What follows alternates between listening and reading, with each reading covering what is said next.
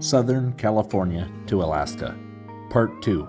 Portland, Oregon, around Washington to Point Roberts.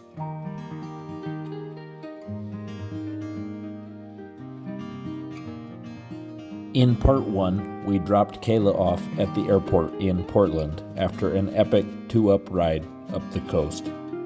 Now, I am continuing the trip solo.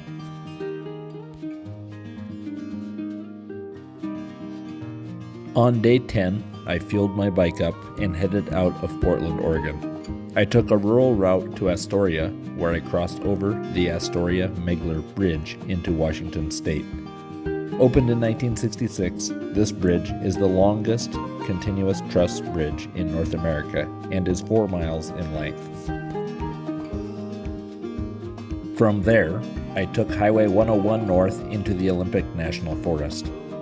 It didn't take me long to find some gravel trails to explore.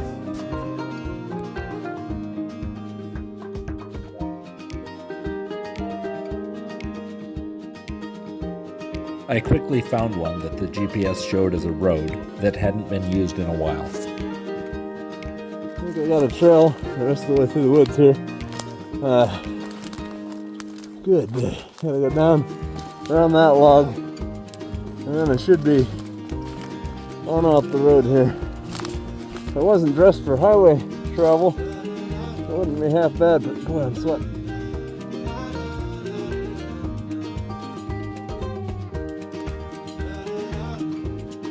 I ended up having to dodge some fallen trees and struggle my way through a notable ditch, but it was a good adventure.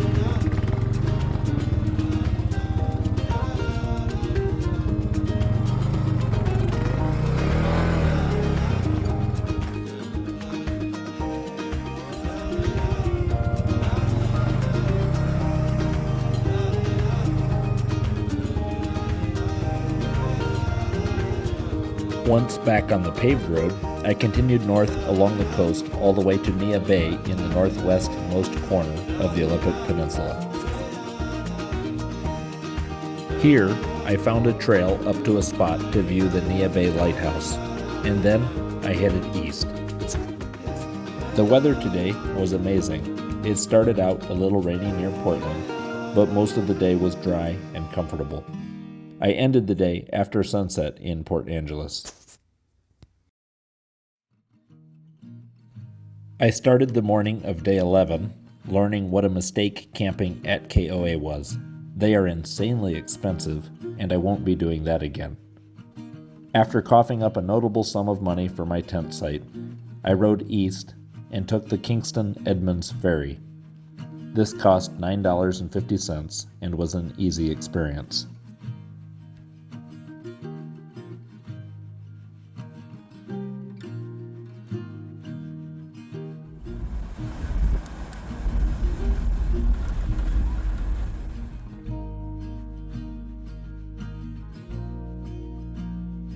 I had just enough time to explore the whole ferry, and then the passage was over. I passed over several rural roads just south of Seattle as I headed east for Lynworth, Washington. The scenery was awesome.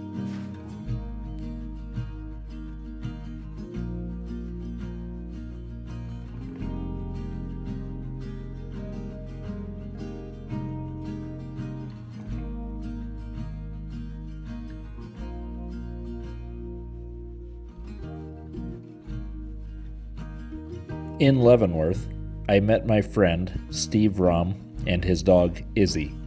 Steve and Izzy live full-time on the road with their DR650. We have met up before in Canada, Utah, and now in Washington.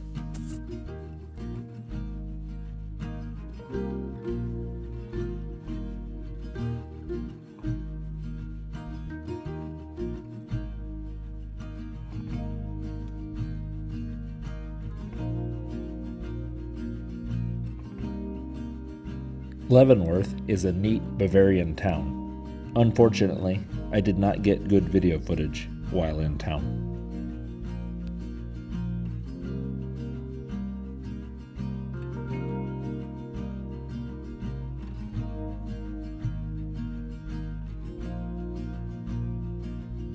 Steve and I changed my worn tires at the cabin we rented for the night.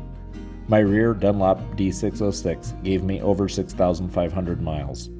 I changed to a set of Tusk D-Sport tires that are very cheap, but that I have heard good things about. On the morning of day 12, Steve, Izzy, and I parted ways after breakfast.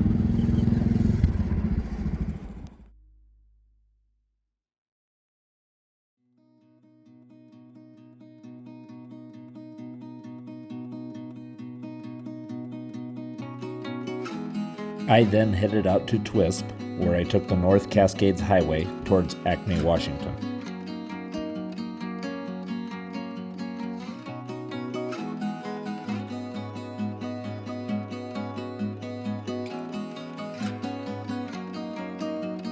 The variation of landscape I got to see in only a single day of riding through this area was impressive. I went from green, rugged mountains to desert country, through irrigated farms, and up into high, snow-covered mountain areas with glacier-fed lakes.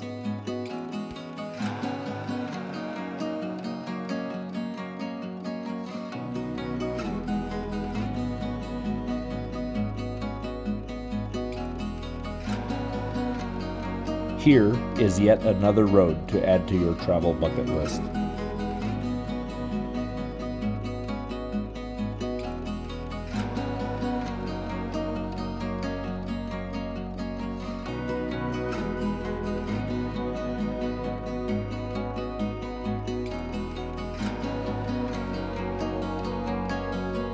I spent night number 12 at Dan's place, a Bunka Biker host in Acme, Washington.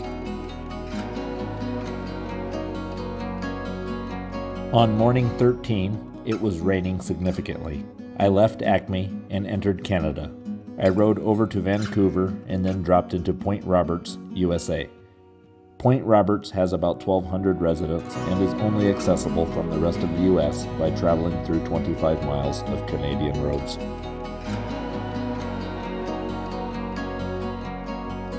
I made a stop here at boundary marker 1 for the farthest northwest land corner of the 48 United States. Here, I will conclude part 2. Stay tuned for part 3, where I will cross back into Canada and finish the ride home to Alaska.